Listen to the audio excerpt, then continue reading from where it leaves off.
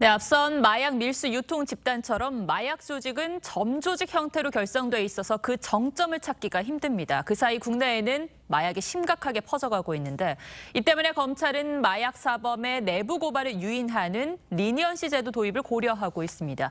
효과는 있을지 사회부 서영일 기자와 따져보겠습니다. 자, 서 기자 먼저 리니언시 제도가 뭔지부터 설명이 좀 필요할 것 같습니다. 네, 리니언시란 범죄 잦은 신고자에 대한 처벌 감면 제도입니다. 마약 사범이 수사기관에 공범의 사실을 실토하면 처벌을 줄여주는 겁니다. 네. 원래는 공정거래법상 담합에 가담한 공범이 자진 신고하면 형사고발과 과징금 등을 면제받는 제도입니다. 기업 담합을 적발해 처벌하기 위해 도입한 건데 이를 마약 카르텔 수사에도 활용하려는 겁니다. 그런데 마약 범죄는 담합은 아니잖아요. 그런데도 이 마약 범죄 리니언시 제도가 필요하다고 보는 이유는 뭡니까?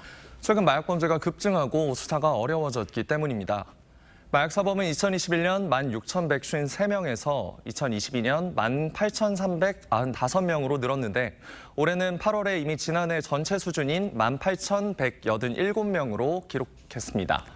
마약 범죄는 급증하는데 범죄가 조직적이고 은밀하게 진행돼 적발이 쉽지 않자 내부 고발을 적극 유도해 대응하겠다는 겁니다.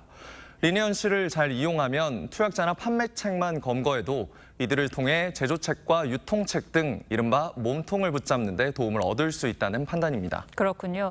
구체적으로 어떤 방식으로 도입할지 그림은 그려져 있습니까? 아직 도입 준비 단계인 만큼 구체적인 방안은 정해지지 않았습니다.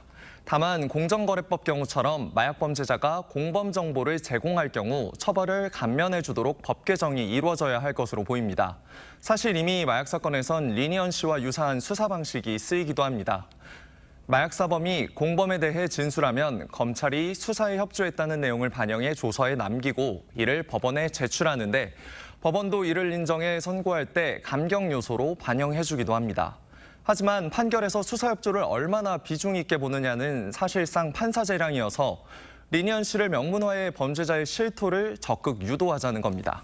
해외에서도 마약 사범의 이 리니언시 제도를 적용하는 경우가 있습니까? 네, 유사한 제도를 시행하는 나라가 여럿 있습니다. 독일은 2009년부터 마약 범죄자가 공범을 실토하면 처벌을 감경받을 수 있도록 법 개정을 했습니다. 미국과 일본, 영국, 프랑스도 비슷한 제도를 시행 중입니다. 하지만 일각에선 리니언시 도입에 대한 반감이 여전한 상황입니다. 수사가 쉽지 않다고 정보를 제공한 마약 사범에게 면죄부를 주는 게 정당하냐는 겁니다. 형평성 문제가 생길 수도 있고 기본적인 정의의 측면에서 좀 어긋나는 부분이 있지 않나 싶습니다.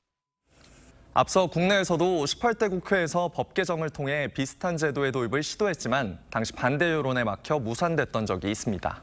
네, 마약 범죄가 내부자의 도움 없이 수사가 쉽지 않은 건 알겠지만 이를 악용하는 부작용도 미리 생각해서 만들어야 될 것 같습니다. 서 기자 잘 들었습니다.